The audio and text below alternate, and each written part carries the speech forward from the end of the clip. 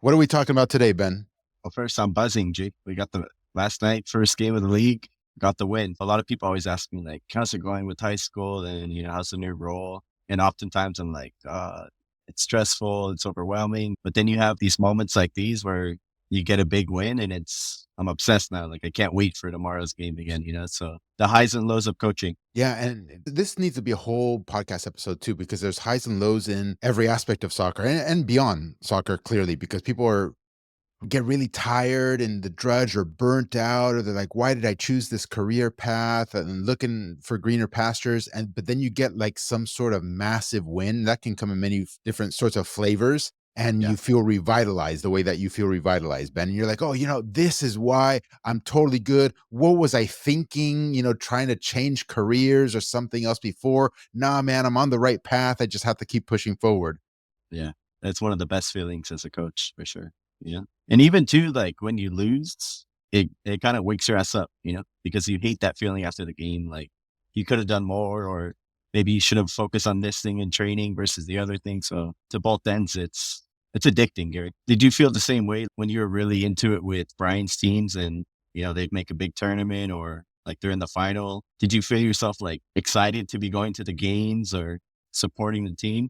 No, no, of course. But I think it's a little bit different of a feeling when you're the guy, the focal point, and that you're under a tremendous amount of pressure. And then when you get a victory, it's like that it's a release valve. The pressure all kind of goes away and your body is now relaxed and on a natural high. So it's different if you're not the head focal guy or the focal point of the Yeah. project, of the company, of the team, of the club. And the funny thing too is like, after a big win, everybody comes up to you and congratulations, you're doing a great job and keep it up. And then after a loss, everybody just bounces you. It's funny, this is another episode that soccer has no memory. It's a long known, not cliche, it's a long known thing. The all-time greats, stemming from 100 years ago till now, have always said, "Soccer has no memory." You could be like Pulisic is having an amazing season right now at Milan, but if he has a stretch of 10 games or 20 games or one season and the next season, if it's bad, it's over. Nobody will remember. Nobody will give a shit what he did this year. 1000%. All right, Gary, let's hop into it. Sounds like we had found two new topics for episodes for a later time. Yeah, yeah. We've basically made our way through the entire philosophy section of the 343 Masterclass. Some things that we talked about. We talked about the 5 components of player development, possession soccer, using the wall. This is the best way to develop the soccer technique. We've talked about elite soccer player characteristics, fundamental guide to soccer IQ, huge deficiency in the suburban player. We had a good episode on work ethic, sacrifice, mentality, and culture. And our last week's episode on repetition is the key. And to kind of close out the section on philosophy, there's one more lesson titled The Recipe. And it's a quick lesson. Kind of basically says that, now that you've got an initial taste of the rock solid philosophy required from going to point A to point B, that it's time to start taking actionable steps. And not just any steps, but steps that are rooted in a proven methodology. You also say that, as you work your way through the lessons and the modules, it can bring your player from the realm of potential and philosophy into reality. And they're going to gain a better sense of what exactly a specific player needs to work on. So some of the comments that I've been seeing in the episodes, it's like, oh, I wish you guys would go into more detail about what it is that my son or daughter exactly needs to do to become a better player or to achieve their goals. So I think a lot of players probably agree that youth soccer can feel overwhelming. And, there's so much noise out there on social media or soccer discussion boards. So, let's just start simple. If a parent comes to you, Gary, and I know a lot of parents do, to ask you, what's the best way that my child can improve? Where do you even begin with that? Well, Ben, we developed an entire program and continue to develop the program to just answer that question. The whole point of the entire program, a multi-year of development and experience, decades of experience poured into this program, is to try to answer that question. So imagine trying to answer that question here in a podcast episode or less than a podcast episode in the next 5 minutes. It all starts with, I know people don't want to hear it, but it all starts with saying it depends. If a U15 youth national team player parent comes to me and say, "Hey Gary, how can my kid improve?" That's a much different discussion than a U10 player who's having their first ever competitive club experience, which is a lot different than an 18-year-old player who is now a professional player and the parents coming to me and saying, "Hey, what do we do next? How can my kid improve?" So that gives you a taste already, Ben, of how complex this situation is. If we look at specific scenarios, then you can start really having a meaningful discussion. You feel me? Yeah. Because if we keep it general, then okay, what am I going to say if we keep it general? We kind of touched on it in all the 8 philosophy lessons already. Hey, get a whole bunch of repetitions on the wall. Don't make it random repetitions, make it patterned repetitions. For instance, alternating your foot, or for instance, working only on your weak foot, or for instance, working on the wall, but always or 95% of the time with the inside of the foot on the ground. Do it 5 yards away, do it 10 yards away, do it 3 yards away, do it 1 yard away, do it at different speeds. So you get what I'm saying here. It's a very complicated question because then I can say, okay, let's remove you from the wall and then say, hey, you know what you need to do is you need to go and get a whole bunch of pickup games under your belt because that's where you're going to develop your creativity. That's where it's unstructured. That's where you don't have somebody vigilant or helicoptering over you telling you what you can and cannot do. And that's where you're going to have mixed stages. And that's where you're going to learn from the older kids who are maybe bullying you a bit. And that's how you're going to learn leadership skills by mentoring the kids that are younger than you, or maybe learning how to talk shit and learning competition and learning what it is to losing having consequences because you're off the field and learning how much fun it is to take it serious and win so you stay on the field for an extended period of time. So there's that piece of advice. And then there's the next piece of advice, which is, hey, you need to have a good coach also on your club team because if you land on a club team with a coach that is mediocre or less than mediocre, well, you are not going to be refining your skills. And before you even refine your skills, you're definitely not going to be strengthening the core that is absolutely universal and fundamental to being a good footballer because your coach may not even understand what the fundamental principles or fundamental skills rather are and how to teach those fundamental skills and principles to their players. So you might be totally screwed if you have a shit youth coach. And that goes universally, whether it be U10 or U12 or U15 or U18. And then you can go down the rabbit hole of what a good coach should be doing so that you, as the parent, can go and discern this is a good coach, this is a medium coach, this is a terrible coach, and then guide your player accordingly. And then there's the home environment, Ben. So I'm rattling off the 5 components here, basically, kind of reviewing it. Then there's the home environment. Do you guys have a soccer culture in the home? What does a soccer culture actually mean? It's not just watching soccer games, although that kind of is a requirement. If there's no soccer in the home, let's just throw it all away. Forget about everything. Okay. If there is soccer in the home and there are soccer games on the television, what are you watching? What are you listening to? Okay. Are you watching and listening to MLS and MLS broadcasters, or are you watching La Liga? Are you watching Barcelona and Real Madrid? And who are the broadcasters? What language are you listening to as well? And how to be cautious in that arena also. What are you as a parent telling your kid as you guys are watching the game together? Hopefully, you guys maybe watch some games together. Are you giving good advice? Are you giving bad advice? Are you giving no advice? The things are endless. Now, if you pose to me the question, Ben, hey, I have a U15 youth national team player. They are a center back. Here are sample videos of him playing, assess him and then give advice. That's a different, I don't give you general advice like I just did. Or if you tell me, here's an 11-year-old kid, he plays for so and so here in Southern California in this competitive league for this particular club. They're a striker. They score all these goals and everything. But, nobody's picking him up at the next level, whether it be ECNL or whatever it is. What does my kid need to do? Then that's a different discussion. So, Ben, great question. It is the question, obviously. It's $1 million question that everybody wants to know. Something that came to mind to me, Gary, when you were, rattling off all these things is the idea of finding a good coach. And okay, let's say your kid is a U10 player, very high level player, And let's say, for example, right, the best team in your kid's area is coached by somebody who is absolutely shocking. And the reason why they're the best team in the area is because of the players that they have.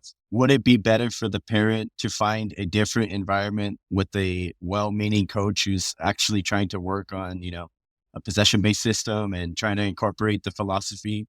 Or should the player be playing with, this high-level team that has high-level players, but not the best coach? Mm, Does that make sense? it does. Look, I'm not going to take the cop out of it depends because it kind of still does depend, but I'll give you an answer. In my opinion, you go with the better coach at that age, at U10. For me, it's almost 90% of the time the right answer because these are the formative years. This is where you need the most and the best mentorship possible and not necessarily be on the team that wins all the time and is the best team in the region because that could actually be detrimental to a 10-year-old or 9-year-old's development because you don't get exposed as to your deficiencies. You're just winning all the time. And to make matters worse, you have a mid to low level coach that you gave me in this hypothetical that isn't really working on anything that's going to improve the player. Now, will the player continue to improve in that environment? Sure, because all contact with the ball is good contact with the ball. And being surrounded by great players is always a good thing, also. So they'll get better, they'll improve. I just don't think it's the right choice. I think going with the exceptional coach at that age will pay way bigger dividends down the road. Yeah. Especially the results, right? Parents are often so focused on the results of a team, like, oh, this team's not winning. Well, let me go and find a different team that's, winning tournaments and, kind of trophy hunting. But at the end of the day, if the kid is not learning, it's not going to be worth the parent's time or the player's time, right? Yeah, the challenge there is that maybe the parents also think that if the kid is on a winning team, then it's good for the kid's confidence and enjoyment in the game versus in a perpetually losing team, the kid is always losing, the team is always losing, and the soccer experience is maybe a bummer to them. Potentially, not all the time, but potentially. And so maybe they're looking out for that sort of psychological angle instead of necessarily just trophy hunting and ego satisfying for the parents. There could be a significant element along those psychological lines. Does that make sense, Ben? Yeah.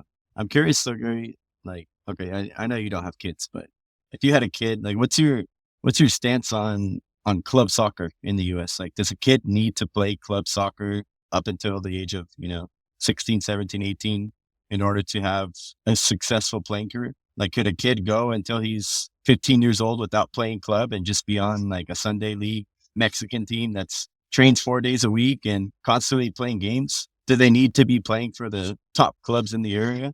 Pat, Strikers, Blues, Slammers. Is it necessary, Gary? That's a good question. Is it necessary? I'm going to go literal with what you're saying. Is it necessary? No. Is it probably smart? Yes, to play the club thing.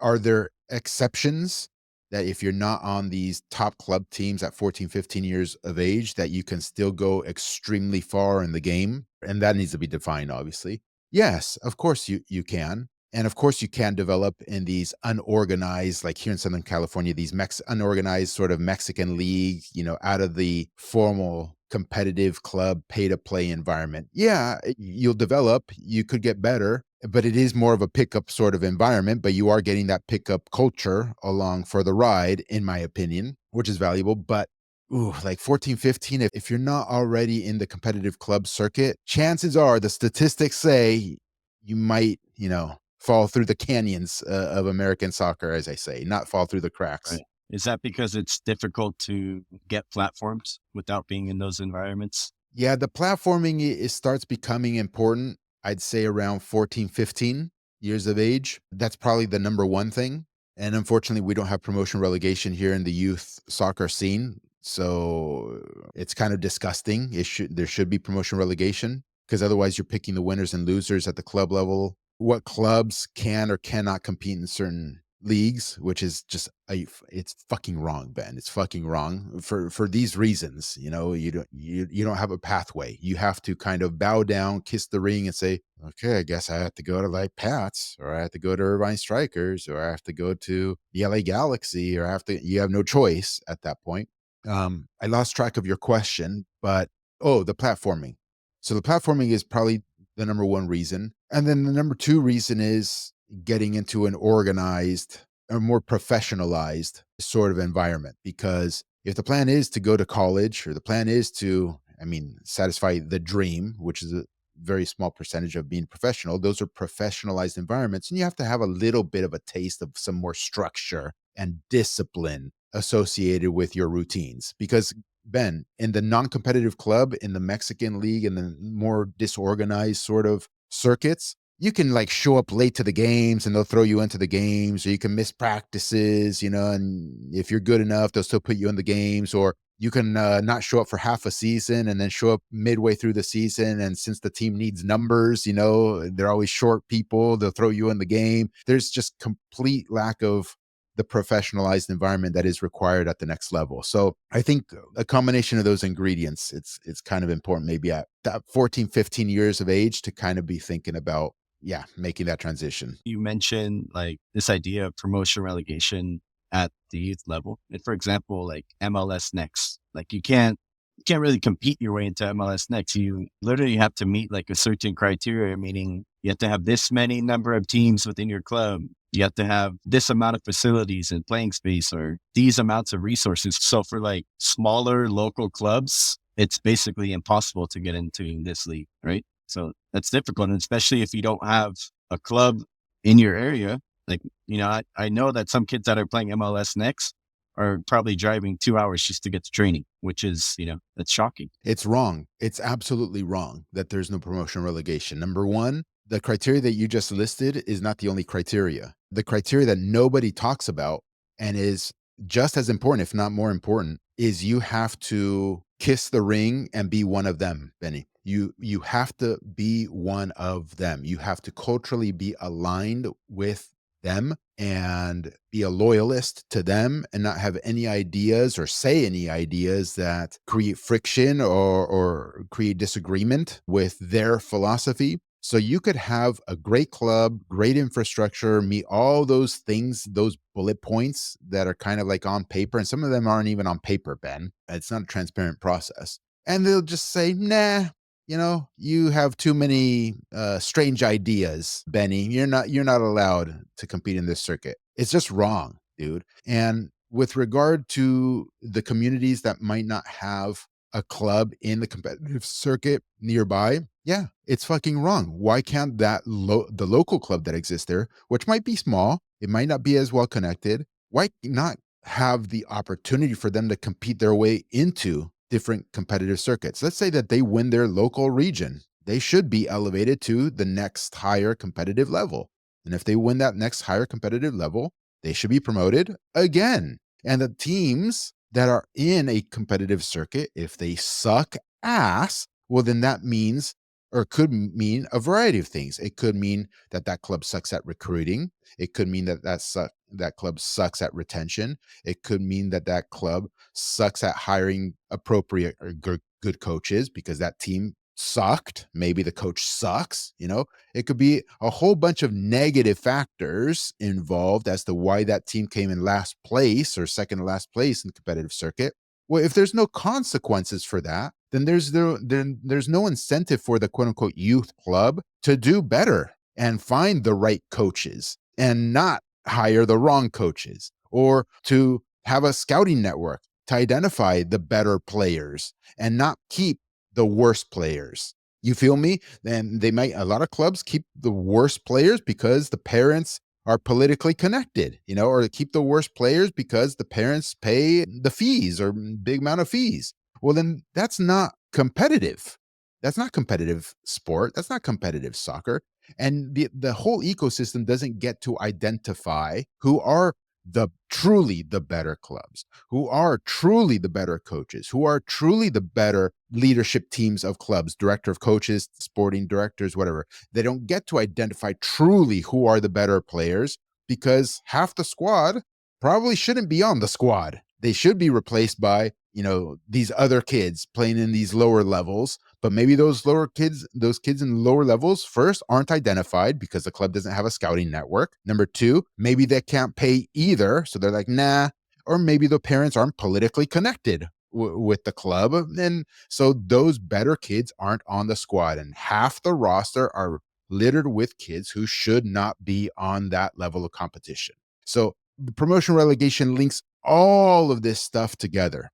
Yeah, can you imagine, Gary? I mean, like you just said there's no incentives for coaches or clubs to be great, but like imagine if your club or your team environment had the opportunity to like move up into the ranks or get into MLS next. Like coaches would be working their balls off every single session versus now it's like, all right, well, this club isn't going anywhere. I'm going to show up. I'm going to drop down these columns. I'm going to collect my paycheck, and send the kids on their way. But imagine, Gary, just even the quality of sessions, the energy, the focus, the preparation for trainings, everything would drastically improve. No? All of it, and the culture included, because now imagine if the leaders of the club, and that includes the coaches, have that hunger, that desire, that strive for excellence, that trickles down throughout the entire club and including the players. But now it doesn't exist, Ben. It's all one large sort of, I don't want to call it a scam, but one large lethargic status quo, week after week, season after season slog, collect dues and then pay the expenses, pay the coaches, pay the fields. It's just one stupid, mediocre business. I don't want to call it a scam. It's kind of scammy, but I don't want to call it a scam because the youth clubs here in the country are forced into this business model because there is no promotion and relegation. They are forced into it. And I don't blame the coaches for their lack of hunger, desire to excel year over year. And I don't blame many of them that get jaded because when you're first a coach and you don't understand all of this, okay, you come in hungry. You want to do the best possible thing. And then it's only after a course of many years when you start opening your eyes a bit as to what this is all about and that your hard work doesn't pay off in the end, you get jaded, and then you turn into the mediocre coach or the coach that doesn't really care all that much. I don't blame them because they have been forced into this business model, the youth clubs, and the coaches are forced into this culture, this behavior. The incentives are not aligned, Ben. I think myself, Gary, and probably other people listening to this are curious as to your insight as to like how it is around the world, meaning like the youth clubs in Europe or in, Latin America. How is it over there? Yeah. First and foremost, let's put a disclaimer out there. I have never been a coach at a club overseas. And so I've never been a practitioner within a club overseas. So let's put that aside here. So I'm just going based off of my personal, experiences being there and talking to people and being in the environment for stints of time, and then talking to folks who are practitioners overseas for years and years and years and years, me talking to them and what they have told me. The clubs overseas are actual clubs, Ben. Okay. What does that mean? That's a whole long discussion. But in short, the purpose of the organization is one, to be competitive, but truly competitive. I just described the American soccer system and it is not truly competitive. But over there it's competitive. And number two is to have a sense of belonging, and real attachment to the community. So the clubs are really an institution of the communities more so than a strict business objective. And with that, everybody who is in the community and either plays for that club or goes to those club games or is a fan of the club, there is more integration and you feel truly a part of it. You don't feel like a customer like you are over here. Over here, there is a feeling of you are a customer. Now, if you've been at the same club here for a long period of time, your kid may have been at Pat's for 7 years or at the Galaxy for 10 years, something, you can't help, your human self, but to feel a part of it also. So I'm not demeaning or depreciating that. but it's not the same. It's not the same. You don't have this lifelong, daily, weekly attachment beyond the time that your kid is at this business. You have more of a transactional relationship here. So that's the distinction, Ben. Here, you are mostly just a customer, a transaction, and over there, you are a part of something for real. I'm going to share something about last night, which kind of ties into it. I know it's not about, club soccer, but you mentioned this feeling of inclusivity and, everybody feeling a part of it. For example, at the stadium that we played at last night, it's lined up against, a row of like 10 houses, meaning that like their backyard has the perfect view of the field. And the game, Gary, was at 6:30. I guess they just got lights installed on their field. But one of the neighbors is like pissed that they're having night games now. And so, like, in retaliation of this, the coach warned me before the game. He's like, "Hey, coach, just to let you know, there's a neighbor that's pissed. As soon as the game starts, he's going to start smoking weed during the whole game." And I kid you not, Gary, the entire game, this was lighting it up, blunt after blunt. And it just goes to show you, like, I feel like in Europe or in Mexico, if there's a high school game or like any soccer game going on, all of those neighbors would be sitting on the wall watching the game, feeling a part of the community. But here, it's like the neighbors are trying to like stop the games from happening. You know what I'm saying?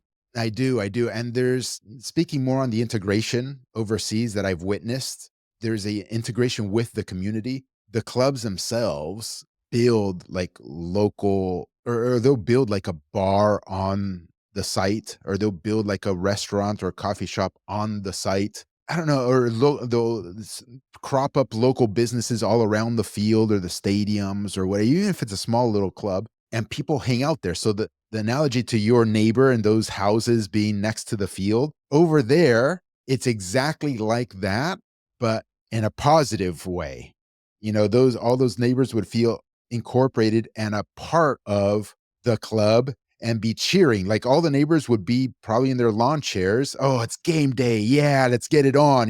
That's what you wouldn't have like a protest, because Right, right. the neighbors here that you just described clearly are not linked to the institution in any way. And they'll probably, in Europe, they'll probably still be smoking, but to enjoy the game too. Of course, of course. I bet you that over in Europe, they would those neighbors would kind of invite friends over for game day, and they'd have a big old barbecue or whatever, and while the game's going on in the backyard. I wish it was like that out here, Gary. Well, it's because we don't have promotion relegation, Benny. That is Yeah, why. That is yeah, exactly why. yeah. Well, Gary, we went on a mean ass tangent there.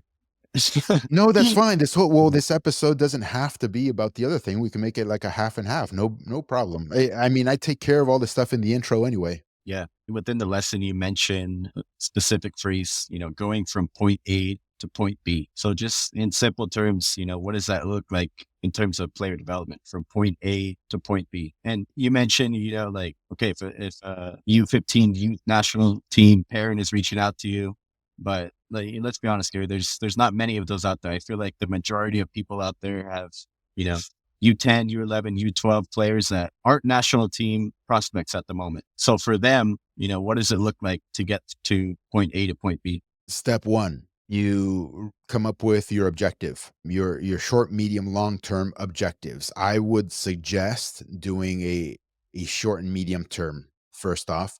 The short-term objective is important because you have to feel some wins under your belt for you to keep going. So a short-term objective might be like, hey, assess your current club situation. Are you the best player, the mid player, or are you at the bottom of the roster in your current team? And maybe your season long objective is to get more playing time. Or if you're a striker, maybe your season long and you play, maybe your season long objective is, hey, score more goals than I did last season, or what, I don't know. You get the idea, right? Come up with a short term achievable objective, but that still kind of stretches you, and then take the necessary steps to get there. So clearly, the striker is the easiest one because it's the most objective thing possible.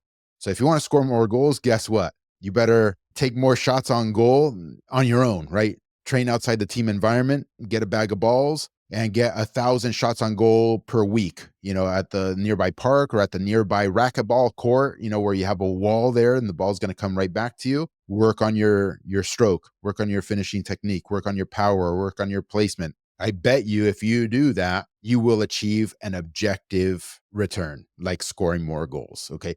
For a center back, it's a little bit more difficult. You have to come up with something, invent something, and then achieve it.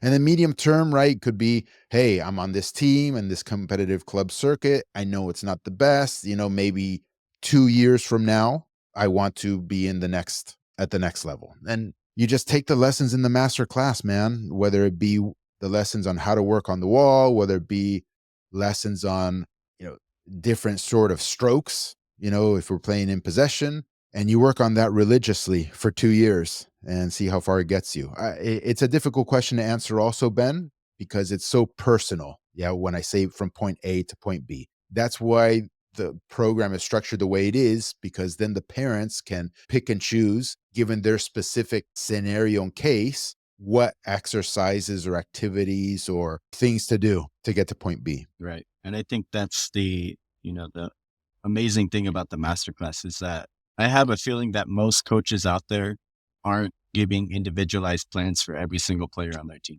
meaning that the kids just show up twice a week and they do their thing at training. And maybe if the parent asks them like, hey, can I have some homework for the kid to work on? They give them one exercise to do, but it's not laid out like it is in the masterclass with an actionable plan. And hey, these are the things that you need to work on. If you're a center back, these are the types of strokes that you need to work on. If you're on the wall, here's 15 different exercises that you can do to, help your players develop. So that's really the beauty of the masterclass is it lays it out for you, right in front of your eyes. And I think it's not because coaches don't want to do that for their players, but I'm guessing, most coaches just don't have the time.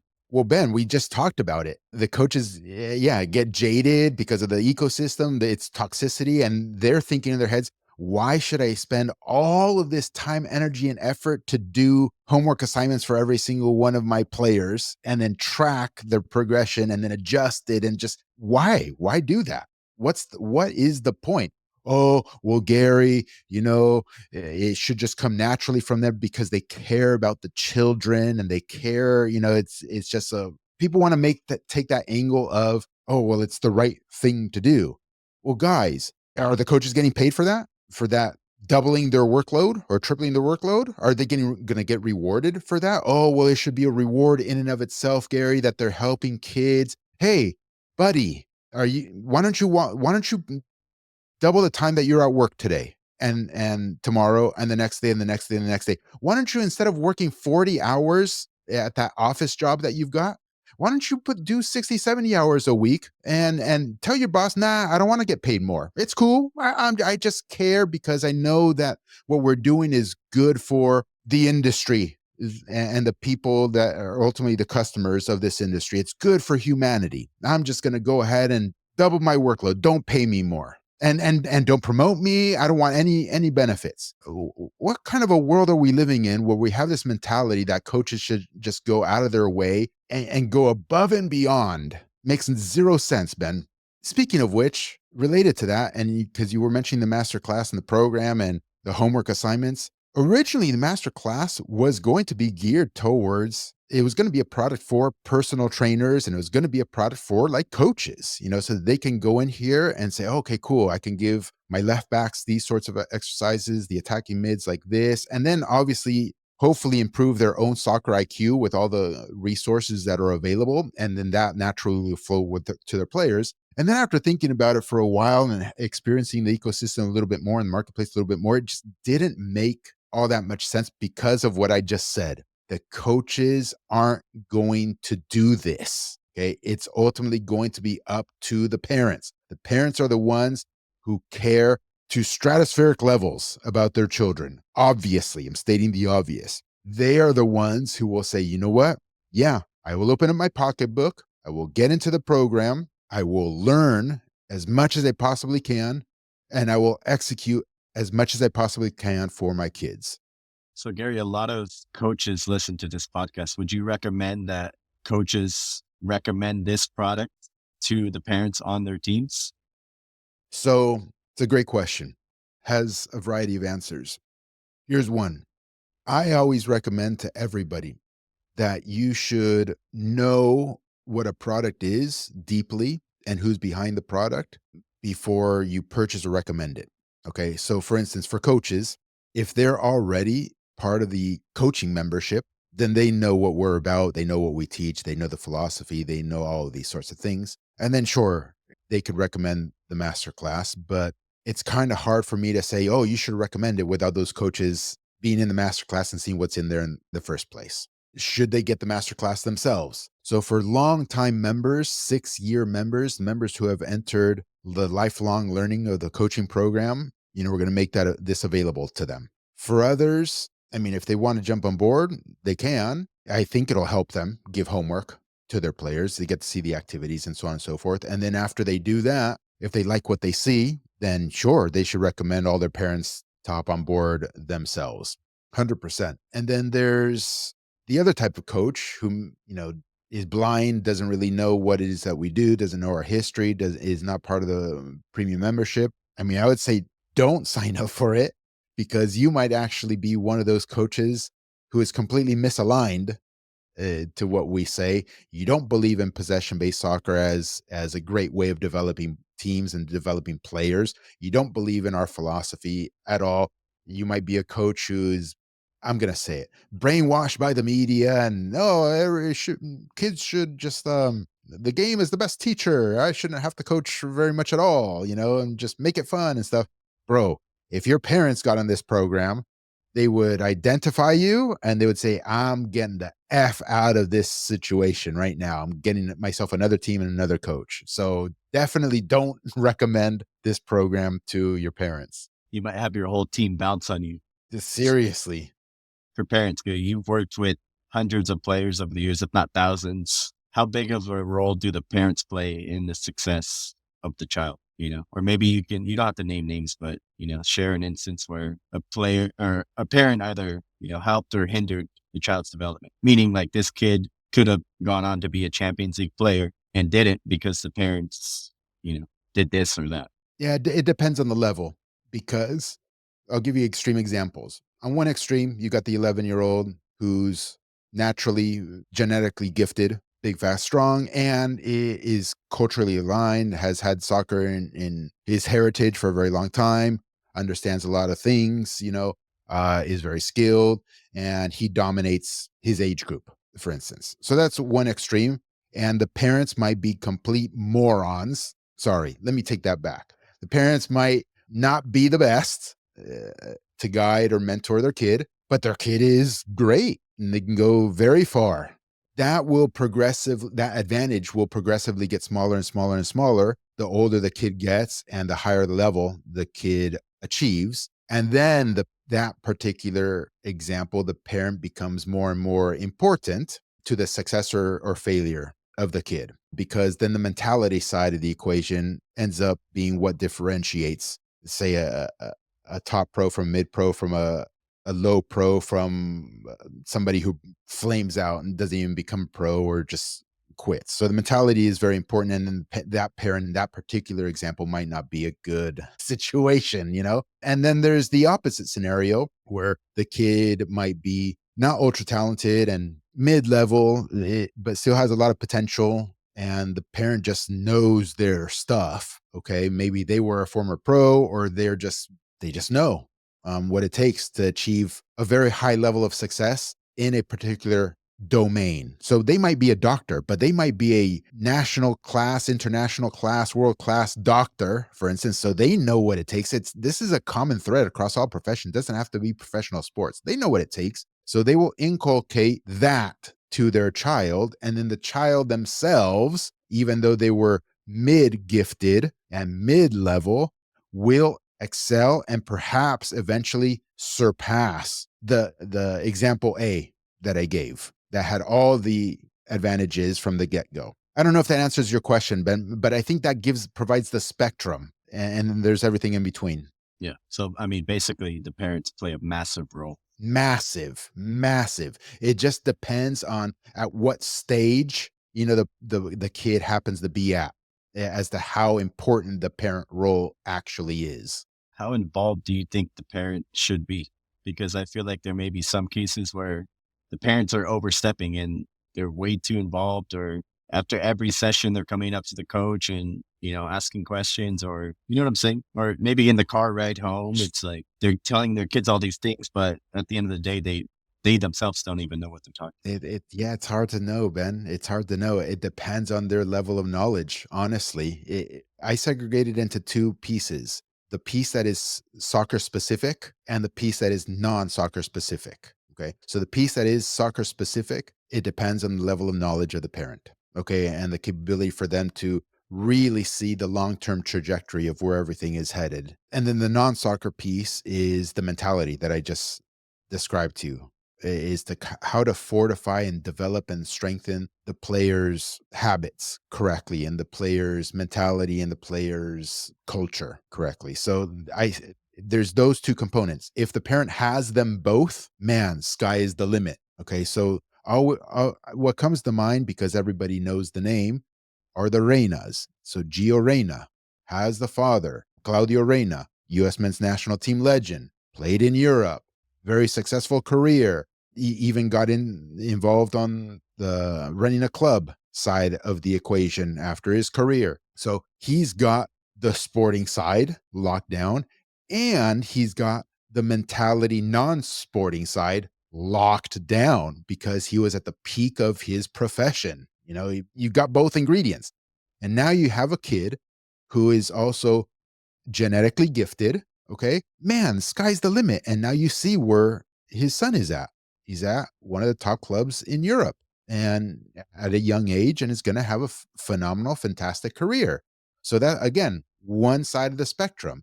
And then there's the other side of the spectrum, which is outlier, least common, will probably never happen, but sometimes does. Is what comes to mind, forgive me, Ben, is Mike Tyson.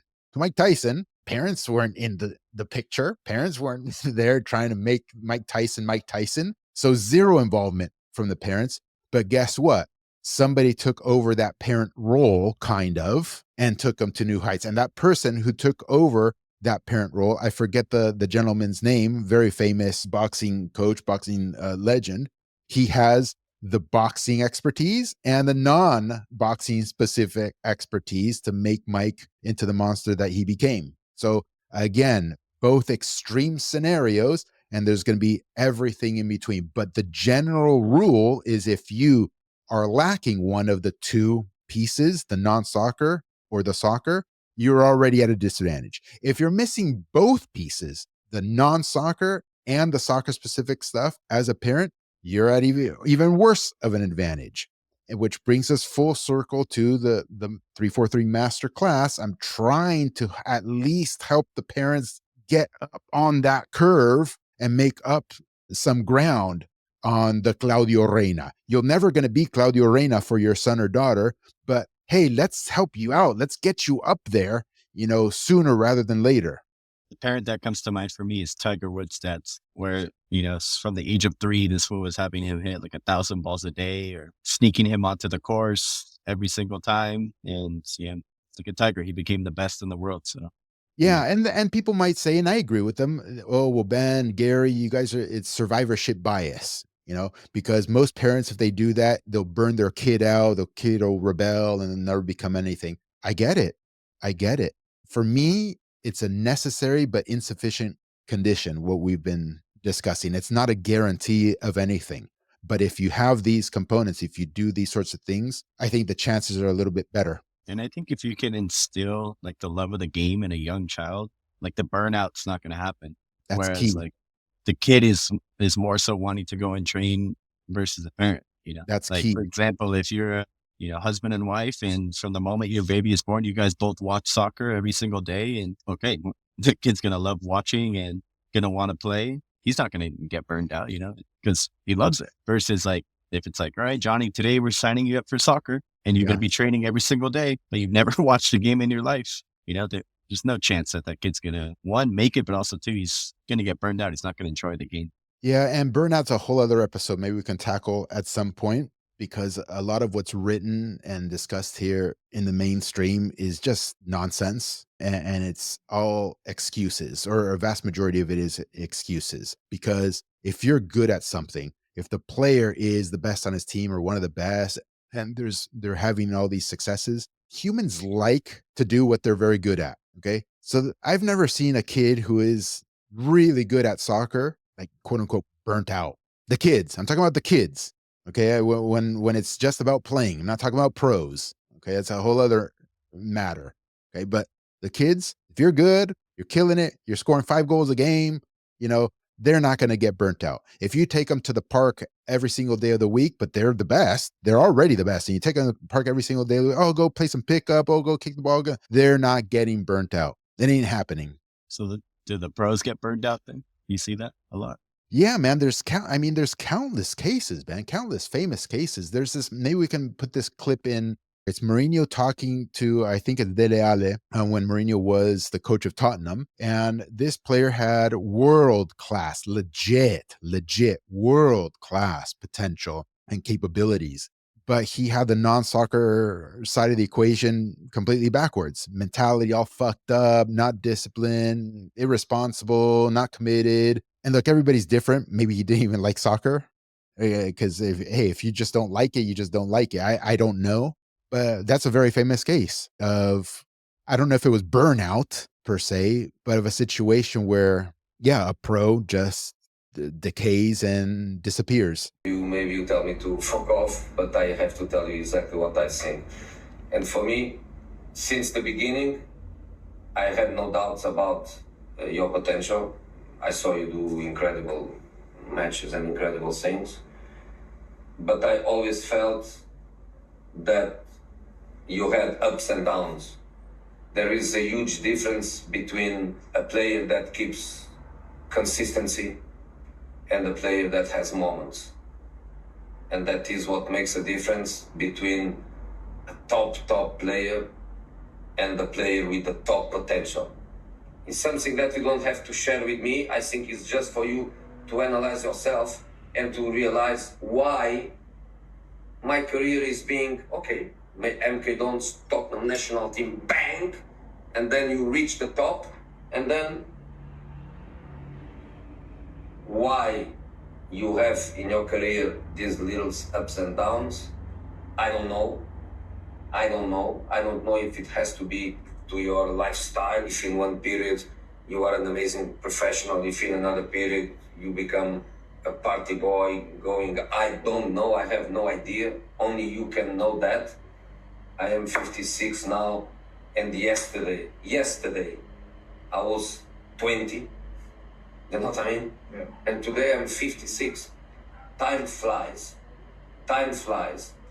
And I think one day, you will regret if you don't reach what you can reach.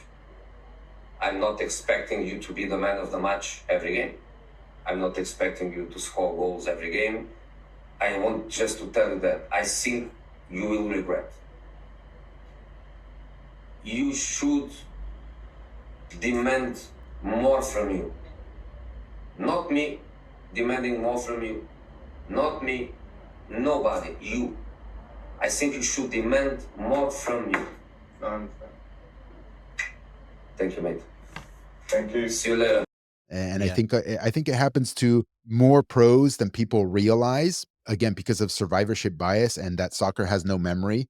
The fan base and the media in general always follow what's hot, what's new. And then if somebody fades and decays and dies and disappears, that story disappears too. Nobody follows up with that stuff. Everybody follows the latest and greatest and who's doing good. And so you don't see the 90% plus of pros that just decay and disappear. You only see the 10% that continue and have a full career after that. So it happens all the time. And in my estimation, it's because soccer becomes a job, which it is. It goes from something that you just play with friends, with whoever, even if it's in competitive youth circuit, it's just playing. It's not a paycheck that you're getting. And it turns into legitimately a job where you have to wake up every morning, you have to go to training, you have to eat right, you have to sleep right, you have to rest right, you have to compete, for your playing time and minutes. You have contractual things going on. You have, I mean, the laundry list is enormous. So it's a job. That takes a toll Yeah. on the vast majority of pros. Yeah. And the other thing is like the distraction side of it. Like now all of a sudden you have all this money that you never had. People want to be your friend. People, girls are after you. And Just imagine, and it's in my opinion, it's worse than what's known as the entertainment industry, generally speaking. Like if you're an actor or actress or these sorts of things, because much of the elements are the same, but your lifespan is much longer as an actor or actress. You could, start at 13 and you could be 70 years old and getting jobs, but in soccer, it's so compressed, the life of a pro. If you can do 10 years, that's a good professional career. If you could do 10 years as a pro. And it's worse at the very beginning stages, because if you don't crack it from the get-go, that takes you on a completely different trajectory than if you crack it from the very beginning. right. I mean, look at So Clint Eastwood. This was 94 years old and still directing movies. This was a legend. But even so, like you said, if you don't crack it, like you can be an actor and suck for the first 60 years of your career. And then all of a sudden you have your big break. And football, it's not the same. Football is not forgiving. If you don't crack it at 18, 19, your pathway is not going to be easy. yeah, no, professional sports generally, but yeah, man, soccer is brutal. Given also it's an international competition. So you're competing with the global workforce and not just the local workforce. I like this episode, Gary. It's not bad. I think it was a good capstone of the 7 or 8 masterclass lessons that we did. And I think it puts us on a trajectory for new topics. I don't know what we should cover next. I think we can experiment to see if we can dive into the other lessons that actually show an activity or an exercise, and we can just talk about the activity or the exercise in audio form. Right. Yeah, that'd be good. I think the biggest thing that I've, taken from all of this is, instilling that love of the game for the kid. It just it goes such a long way. And as a parent, it makes your job easier because then you're not having to force the kid. You're not having to say, wake up, it's time for your game. It's the opposite. The kids are waking you up and saying, Mom, I'm gonna be late for my game. Wake your ass up. Let's go. It's key, man. It's key. And that is why when parents reach out to me, it's hard for me to give advice. They're looking for advice, and it's hard for me to give advice because it's all situation dependent and context dependent. And the parent is the one who actually has the best view by far of the context and the situation.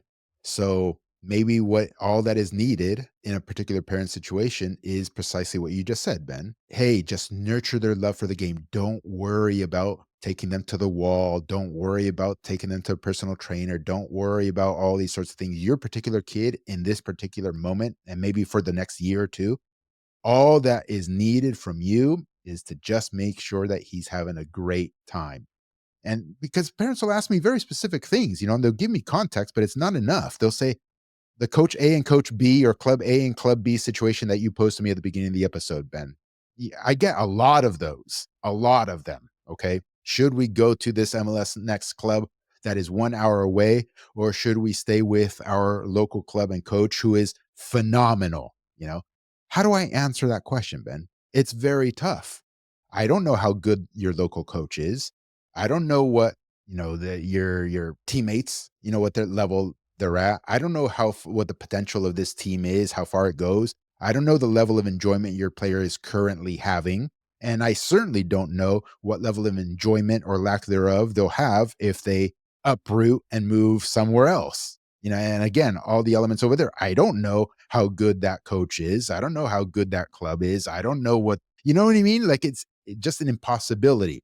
So I repeat for the 5th time, probably this episode, that is why we created the 343 Masterclass, which attempts to give you as many tools as possible so that the parent can absorb them and then use that in conjunction with the context that they know, are the only ones who know, and make better decisions. Yeah, well, coming soon, a Gary Kleibin AI chatbot You can ask him anything you want. um, yeah, I laugh, but yeah, we're working on it. Hey, you know what I just really got? We're 1 year away from a World Cup. No shit. No, wait. It's No, when2026, it's right? the summer Well, though. Yeah, yeah, but it's next year. That's how I I'm see. looking at it. Yeah, yeah, yeah. Yeah, it's pretty wild, man. I wonder how that's gonna go. Canada might be part of the US by then, so we'll see. That's some funny stuff, man. That's some funny stuff. And next That's right. Mexico. You know, we're calling it the Gulf of The America Gulf of now. America.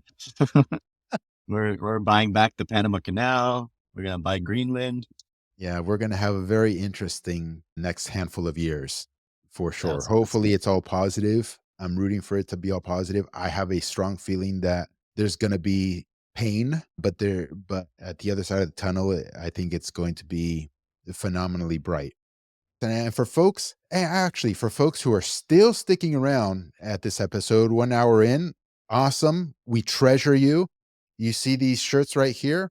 We'd like to get more of them, and let us know in the comments if you want some 343 shirts so that we can start kind of gauging a little bit of the appetite for some merch, because we've been wanting to do something like this for a very long time. And for those of you who write us in the comments, we'll keep track of it, and we will ship to you guys for free the first batch. If you comment box, just simply box. The first Mm, 5 people to do it, we'll send you a 343 box with a nice shirt brilliant, at no brilliant. cost. I like that. It's a good way to see who listens to the end, huh?